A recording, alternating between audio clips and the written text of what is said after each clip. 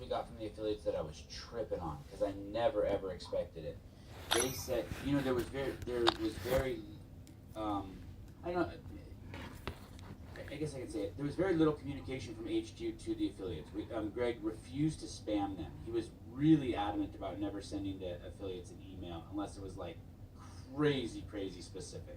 I appreciate that. Yeah. He never wanted to spam them. He only wanted to send stuff to people's inbox that added value. He never wanted to ask anything of the affiliates. He didn't want to sell them anything. Like he didn't even like it. Like in the journal, if we showed a video of like a level 1 seminar, we wanted to put a little button there on the side of the video or in the journal that said, hey, if you want to attend a level 1, click here. And he'd be like, no, that's not the point of the video to sell them anything. And we're like, and we would argue back, hey, we're not trying to sell them anything. We just want to give them an easy path to the L1, and he would refuse. No, go ahead. Sorry, I'm going to interrupt you right there. So it's when I started doing the podcast, affiliates started saying, holy shit, this is so awesome. This is great communication from HQ. And I was like, whoa, I didn't expect that at all. They just liked, because I guess throughout the podcast I would drop little bits like, oh, today we're going over here, or today we're doing this, or we're making videos for this, and it would just, I guess it gave people insight behind the curtain of what was going on, just unintentionally. Yeah, I can see that. The thing I appreciated CrossFit not bothering me. I had my hands full enough with members, and all their stuff going on. I appreciate the model of the affiliate model, like, hey, let the cream rise to the top. Let's see who makes the cut. And if you're getting people fit, you're losing the weight, you got the performance side of things going on, and you're hitting people's goals, like, yeah, well, if you're going to stay in business, you're probably going to do a good thing, Well, what do you think you would have done if you didn't run a gym? Or do you have another job also? No, man, I'm retired from the Army. I would have... Oh, gosh, what does that mean, retired from the Army? It means they pay me without working. You were there long enough? No, not me. No, I have a medical retirement from the Army. Okay. Yeah. So you got retired. Something happened to you, and you're like... Yeah, I got retired for sure. Is that where you want to go to there? Sure. Yeah. I'd love to hear that story. All right, cool. It's kind of the... I got retired from CrossFit. I'm not getting paid, but I should be. No, it's not retired, bro.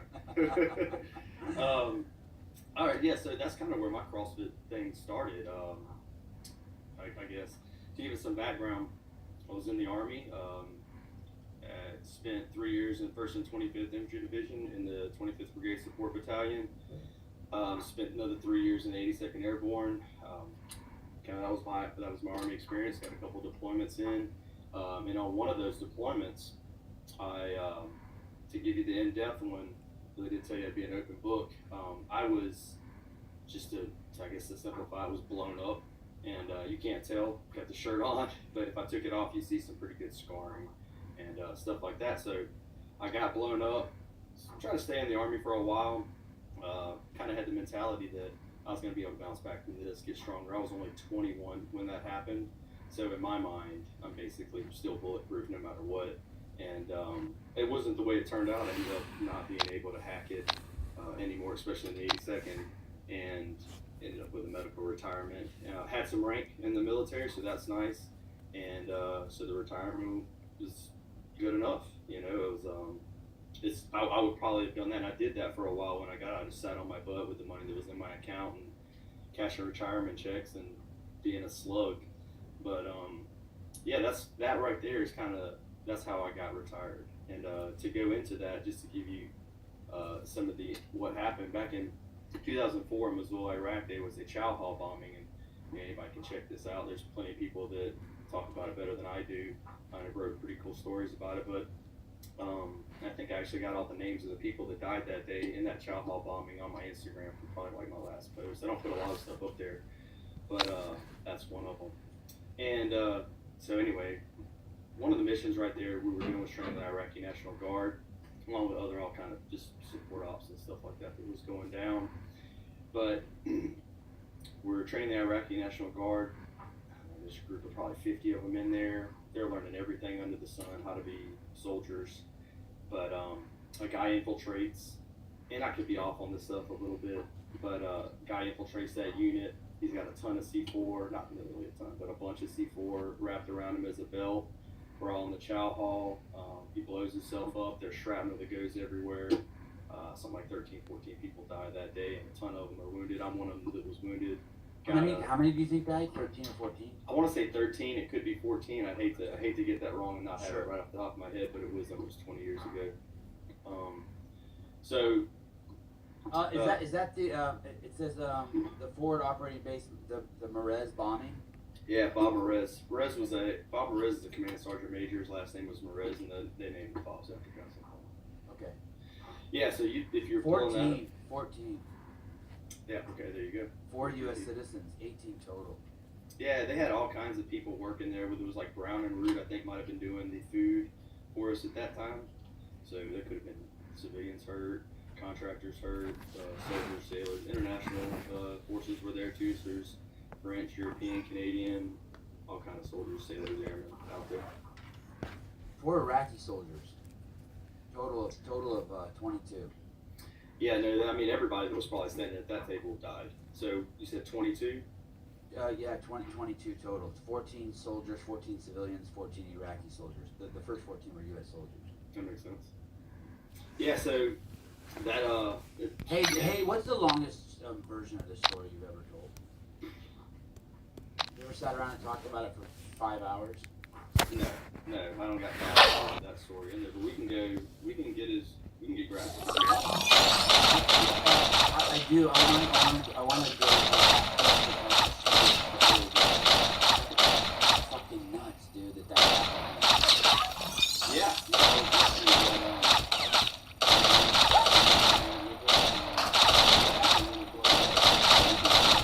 Sure, we'll be all over. I got to go back to the younger years to see how what brings me that, but go back.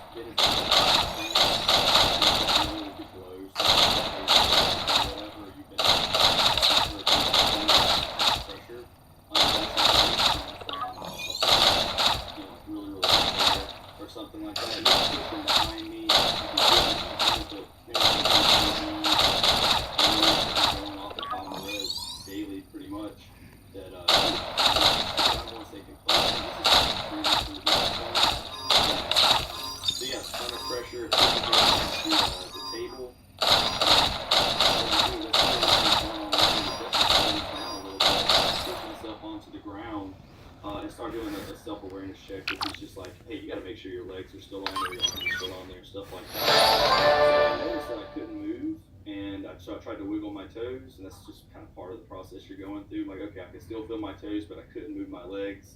So I decided I must be in shock. Okay, continue on with the self-check. And when I put my hand behind my back and pulled it back out, which is part of it, there's just blood all over it. So open up the vest right there, and you're seeing everything. What vest? Is it a vest that protects you, or it's just regular clothes? Oh, yeah, no. At the chow hall, you're wearing some protective shit. Yeah. Everything's all. You can take your helmet off, but in Bob Merez, that was what the protocol was. And it may be different nowadays. In some places, it's not like that. But at Bob Merez, it was real hot, man. It was not. I mean, like I said, we're getting mortared every day. People are attacking the gates weekly, and it also gets pretty hot. At least it was back then. It gets pretty hot when like one unit takes over for another. It's like the bad guys want to test you, see what your limits are, what you're willing to accept. And that kind of happens as that transition takes place from one unit there taking over. Did you go by Nicholas or Nick?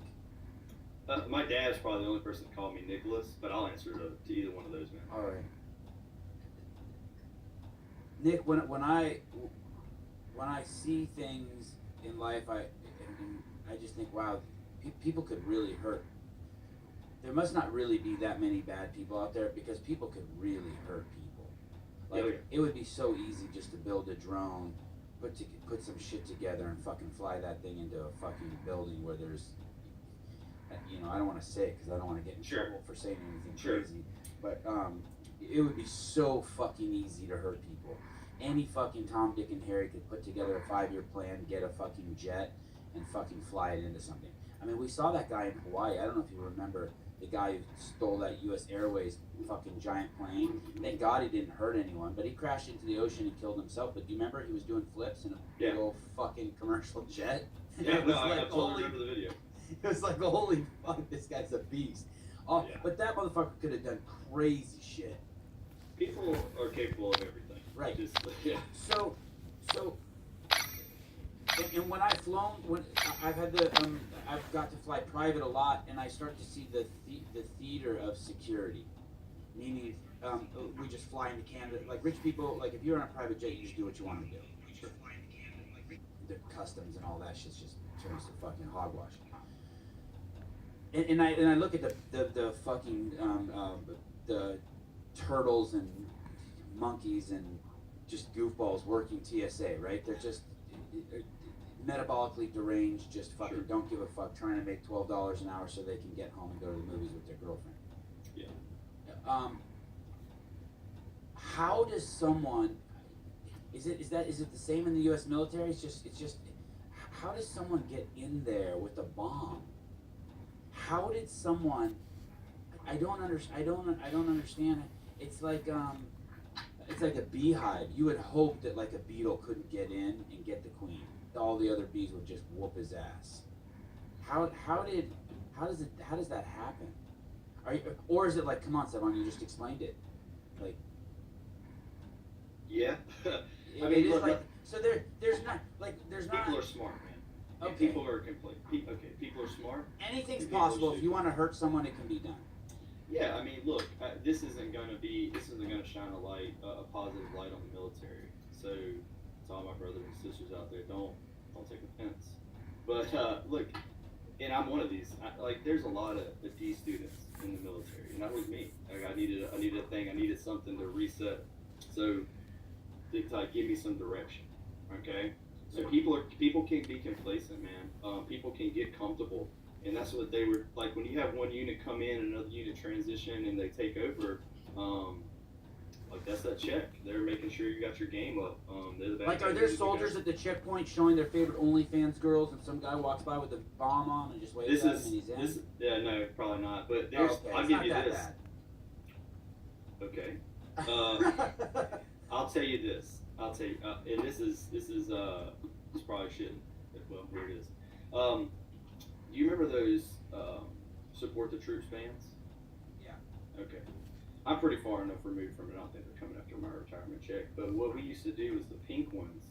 We would I did, not me, but other people would give out these pink wristbands for jobs, basically. You know, you got to understand the infrastructure is just destroyed at this point in time. We're dropping bombs all over everything. The infrastructure, this is in Iraq. That's right. Okay. So people that needed to get jobs and stuff like that would come work on the fobs, become doctors, welders, whatever. And so some of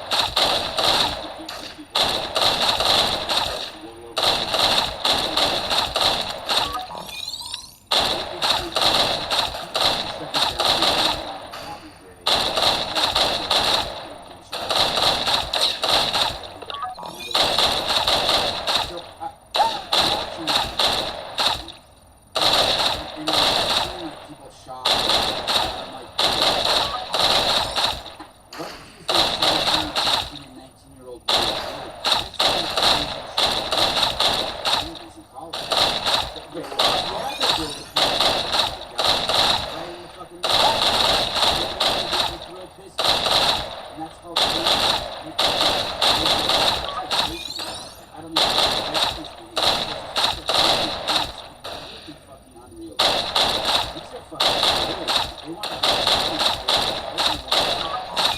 if they don't, they're not real good. The goal is like this, they move like this. So it's hard for me to blame us. We were sitting around and we're not doing this.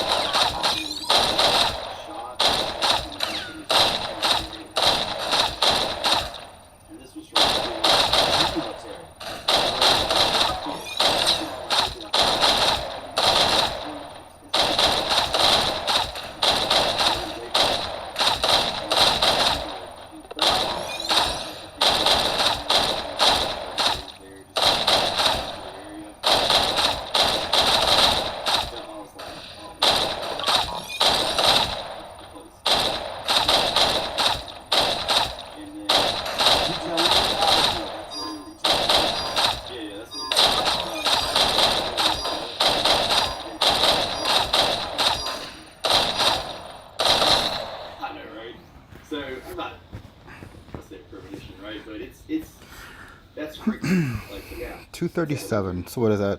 Did you Like think you were gonna die? 5% off of my 100 max at 245. I'll take it. That's not too bad. No, my ears weren't. I don't remember like a ring in my ear. No. Super confident, super cocky. I mean, no, not at all. And plus, man, we had been through so much training. And this is a very strong unit. It's not just Joe Blow who's doing it on the weekend. Like, we're professional soldiers. So yeah, my guys immediately responded to me, like, pick me up, throw me on a table, get me to a Humvee, and I'm probably the first one to the cache. I'm like maybe the first one, and thank God, because they're gonna triage you as you're coming in. So I could get. Do you know the guys as you're looking up at the table? Are you like, hey, yeah, John? Michael Sanders. No, Michael Sanders was the guy that picked me up in there. He's riding in the back of the Humvee with me. I passed out about 3 times from blood loss. He's slapping me in the face and waking me up and make sure I got it together. We roll into the cache, which is Combat Army Surgical Hospital. We roll into the cache. Another little funny story I like to tell when I tell this. So here we go. I get in. They put you on the table, and everything's happening fast, man. So they're not unlacing your shoes. They basically take a pair of shears and they're just cutting. Start cutting up. And right Let's shoot some raids. Wait, don't cut.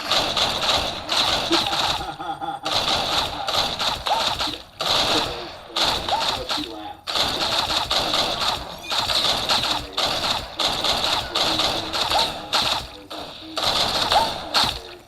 God, you.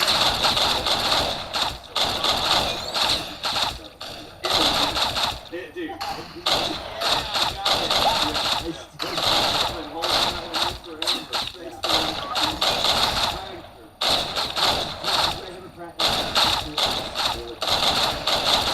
You guys ever practice just like, hey?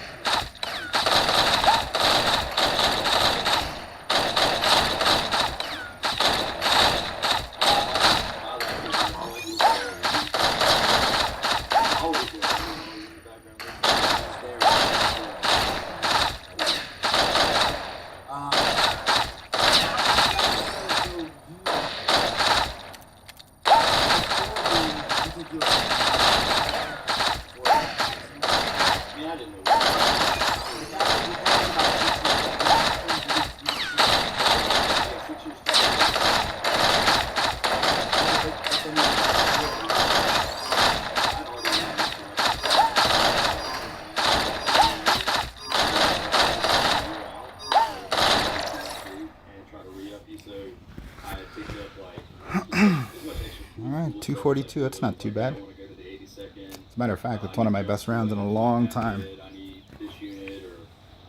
So I'm guessing around 62 million, hopefully 62.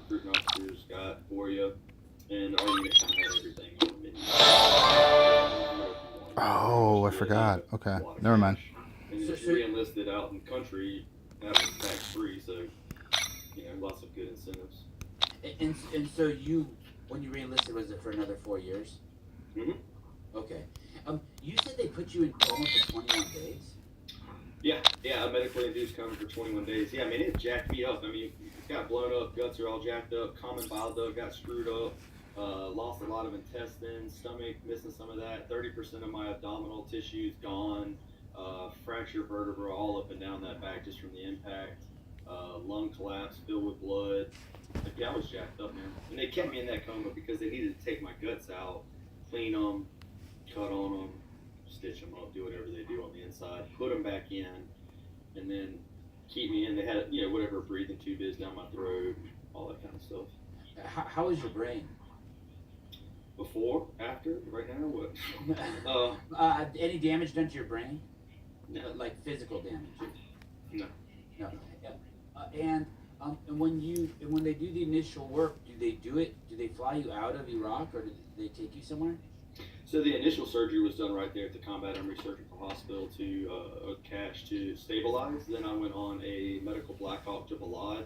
From there, I actually flatlined on the Black Hawk a couple of times, so they had to pop me and bring me back up, then restabilized in Balad, which had a medical unit there, then over to Germany, where I got stabilized and had some treatment done there. All this I'm unconscious for, I don't remember that part of Germany. And then I get flown back to the States. My parents are made aware. Then the Army brings my parents to the hospital that I'm at. And I'm not sure if they thought I was at Walter Reed or Fort Sam first. I think there might have been some confusion there where they had stuck me with my parents. But no, the Army took care of them 100%, man. I think it was the Fisher houses where they were staying. Oh, your parents, they brought your parents and they even put your parents up. No shit. Dude, Denzel Washington bought another Fisher house while I was there because he loved what they were doing so much, just to bring families of people so they could stay. And I would, if I had to give credit to what helped me get through a lot of that, having my mom, my dad, my brother, aunts and uncles, buddies that were in and out when they went on leave, coming in and hanging out with me. Good chaplain, great staff. Chaplain, that's the dude who talks to you about God, the afterlife. Yeah, he'll play chess with you too if he knows how. He'll do a lot of cool stuff with you, he or she. So you go down in some obscure desert and you come to 21 days later. And yeah, in the hospital.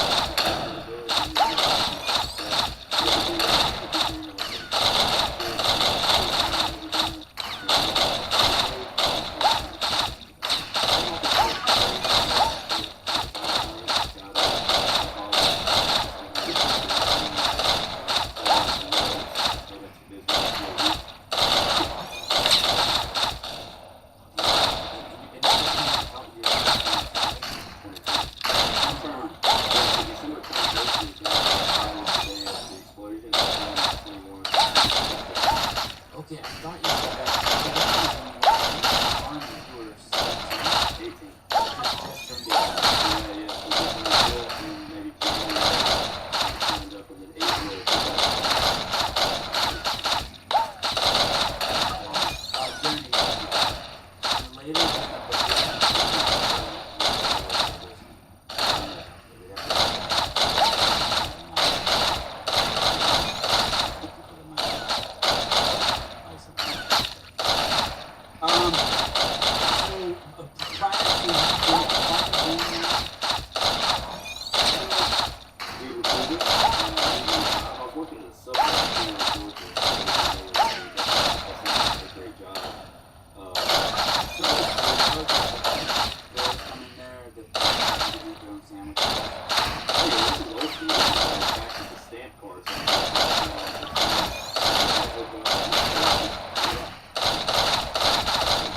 How long did you work there?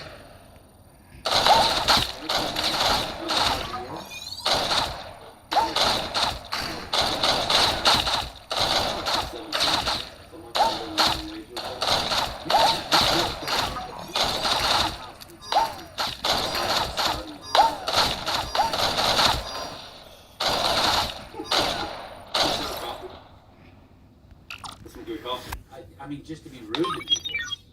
Oh, yeah. An asshole to people. Fuck you. Hey, why is it? I feel like every time I go into Pete's and order something, I like their coffee, by the way. Cool. I really like Pete's coffee. It's a little burnt and it's really strong and it's like oily on top. Perfect. Yeah.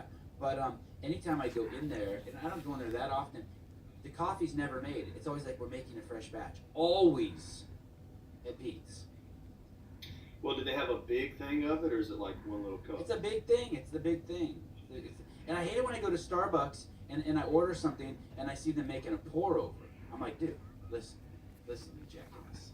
No one comes in here and wants a pour over. Yeah. I'll stop here to get high and leave. I just want to take my hit and go. Tanya Bowers, thank you, Nick, for your service. Thank you, Tanya. And a little prayer. I think this means like prayer. Maybe it's thank you or thank you. Oh, thank you. Yeah. And so you're in. Did the recruiter come in there and order a sandwich and then start talking to you? Nah, man. I brought my buddy. I gave him a ride to the recruiter's office, and so I'm just sitting there in a chair. He's in the back talking to the recruiter. The recruiter comes up to me and is like, "Hey, man, what can I do for you?" And I'm the guy's like, "You can't do a damn thing for me, man." I was definitely anti-authority. Army. As a teenager, yeah, Army. Anti-authority, or were you a Democrat? You were raised to hate the U.S. military. No, my dad's a Marine. I got other military in my family. We love the military, but like authority wasn't my jam. Yeah, like it is. I love police officers and stuff like that now, but I was a hooligan growing up, so it wasn't my jam. That's interesting. I'm the opposite. I loved authority as a kid. You probably remember the same thing. Skateboard.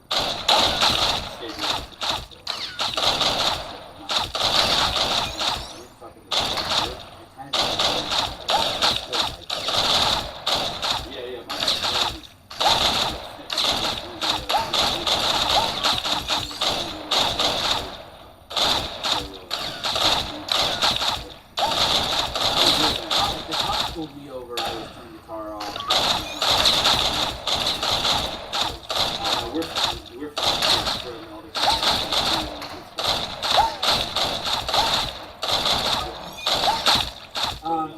So you're talking to talk to you. Yeah, they put $10,000 sign on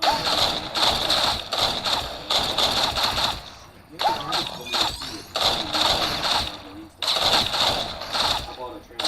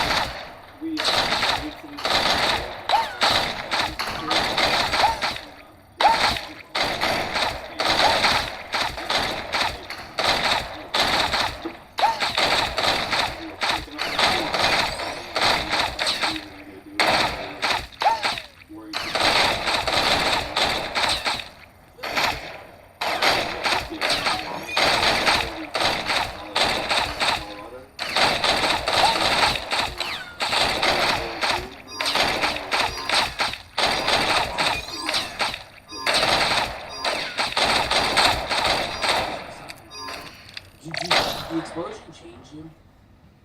Yeah. But, sorry, of course it changed you. Let me rephrase that. Did it change you for the better? Did it make you more, change your, I mean, obviously it fucking rattles you and injures you, but does it, do you reevaluate a life as a whole? Like, or does it bring you to God, or does it, like, did it have some cataclysmic shift on you? No, I mean, you could, whenever I woke up, it was just more like, okay, how long is this going to take for me to get back out to the unit? Okay. What's this going to take? I mean, I was paralyzed for a while. I couldn't walk. I had been immobilized for 3 months. 3 months of physical therapy after that. Then I'm back on rear detachment after learning how to walk again.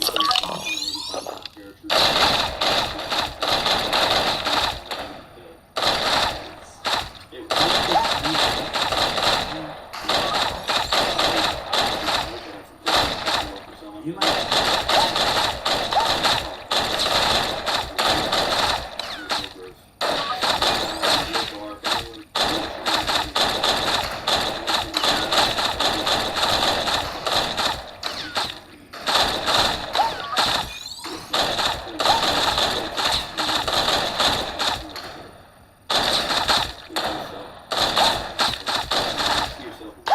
Wi-Fi signal. That's just great. Total side note.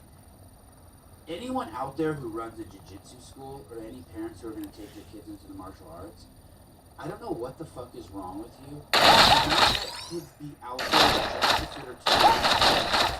and not you fucking idiots. This is a jiu-jitsu school. You love the fucking instructor. If you have a kid on day one out there, and he's standing on his feet while he's sparring, it is to stay. You hate him. What's wrong with you, and your kid is in a situation walk over to the edge of the mat and say, hey, mom, son or daughter over, and roll their sleeves up. Protect the dignity of your kids. Set your kids up and say, I am not your baby. If you cannot put a 7-year-old boy out on the mat with 15 other kids who are already whooping ass, and then fucking make him look like the scarecrow out there.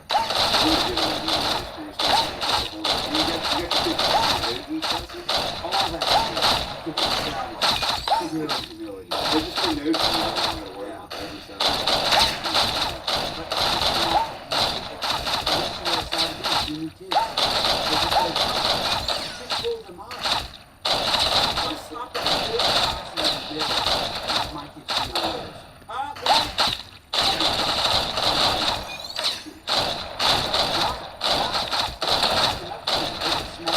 Up and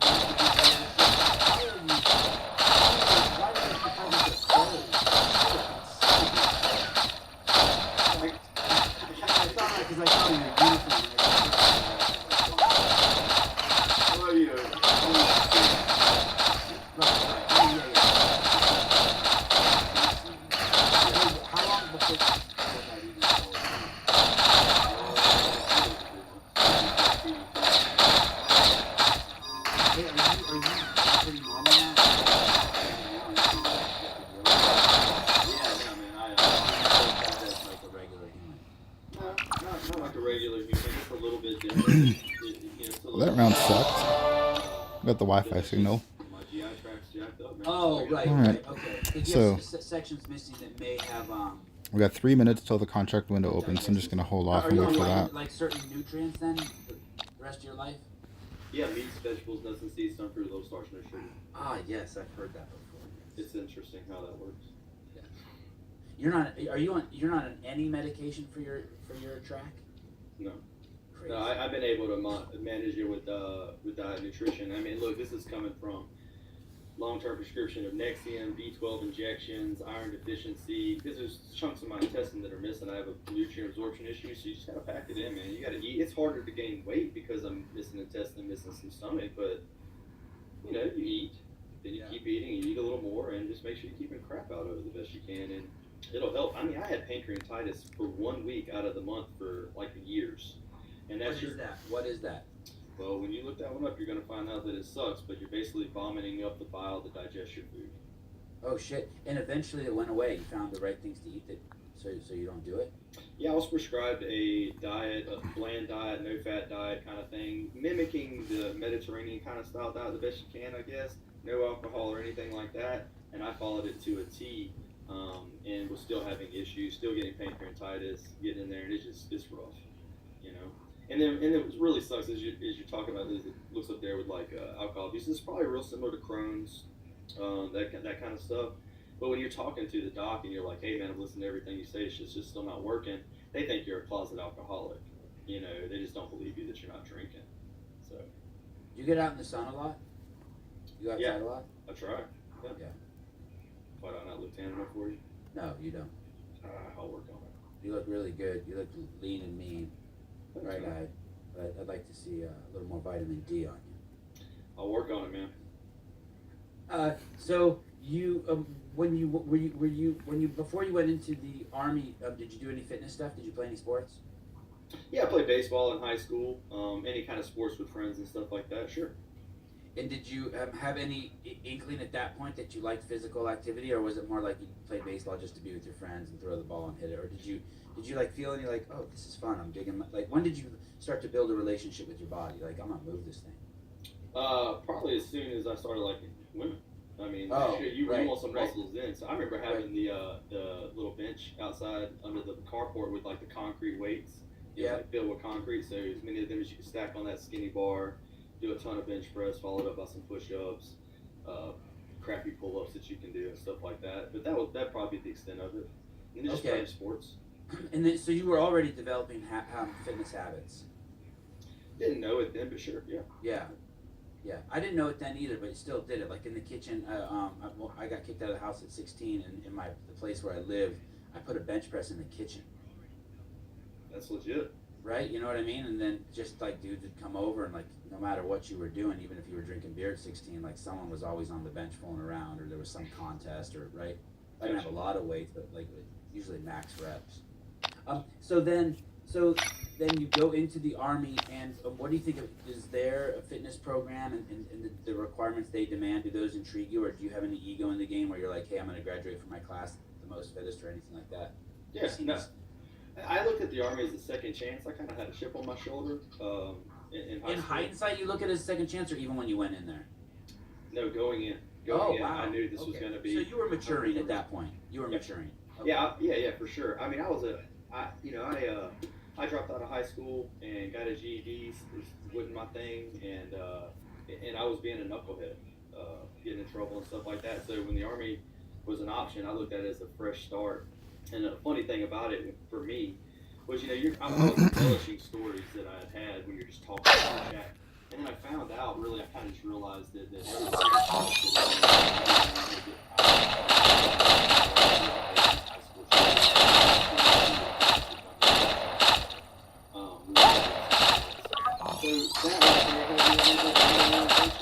then I was like, you know what, we're all E0s,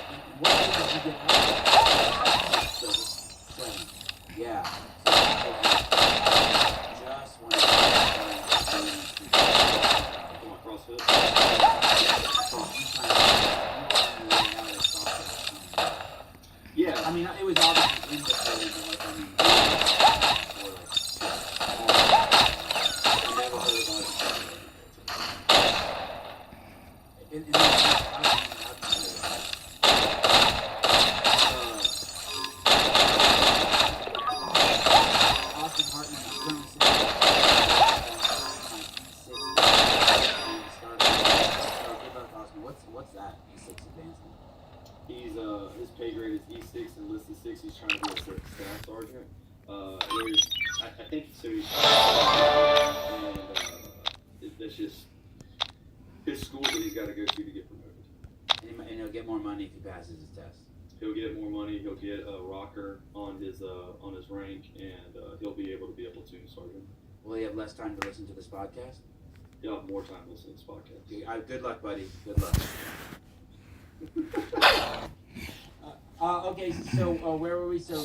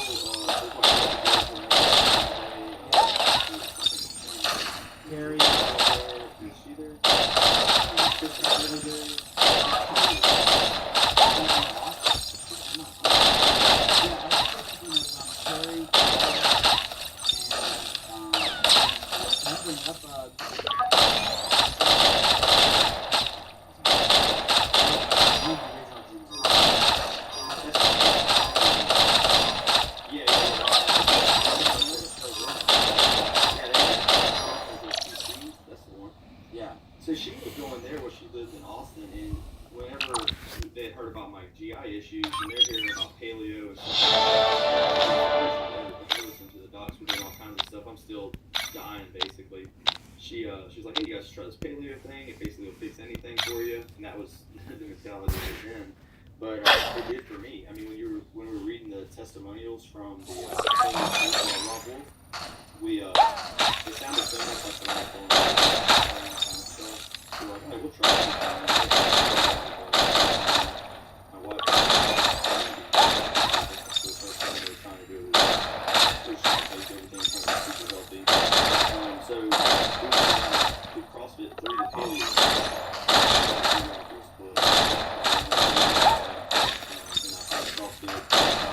Had no idea.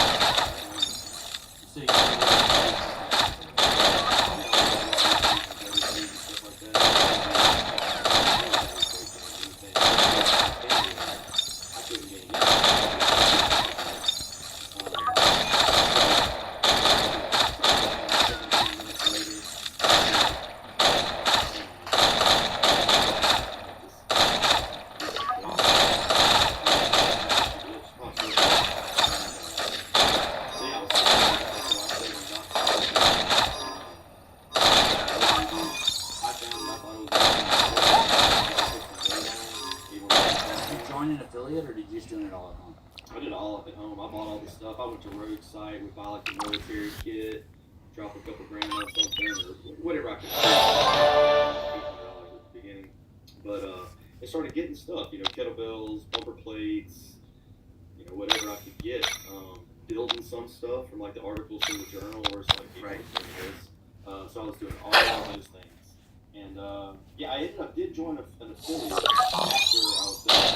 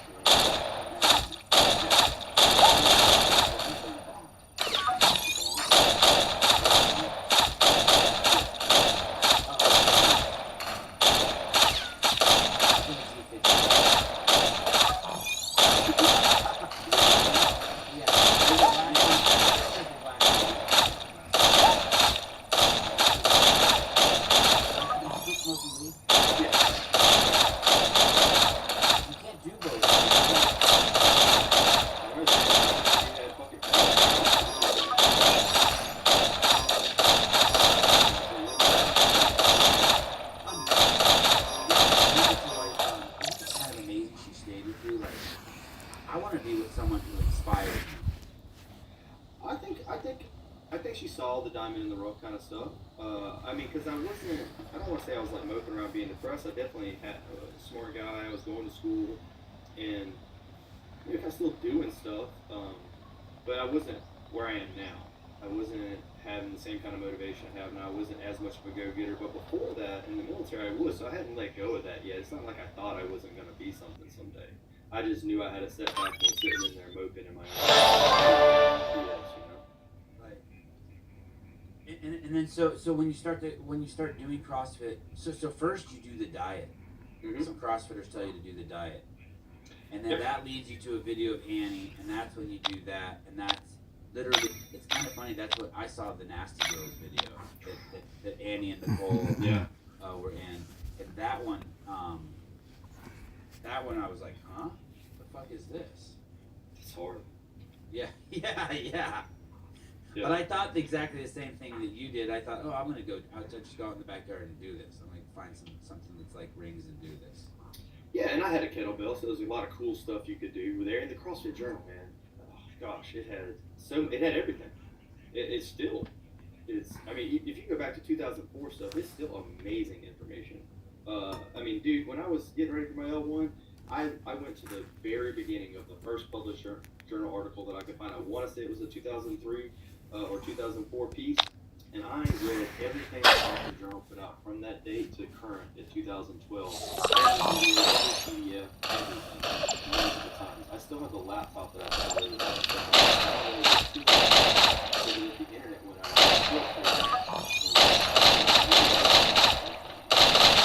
Taylor, could you put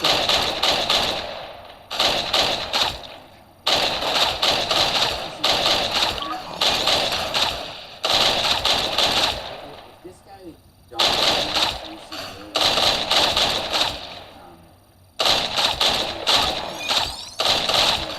they got him. yeah.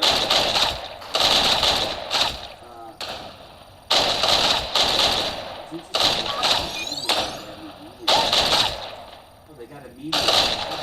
Wow. What is CrossFit?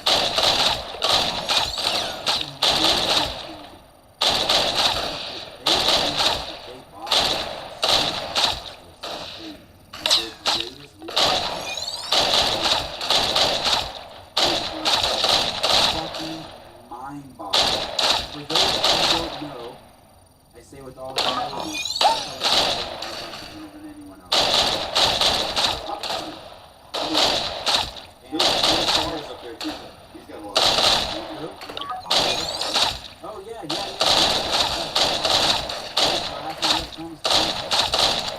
Obviously good. So Taylor's not on there, right? There's no reason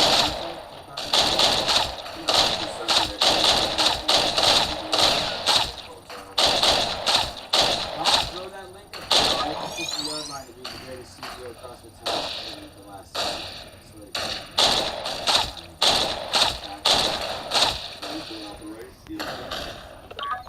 I definitely got a chance.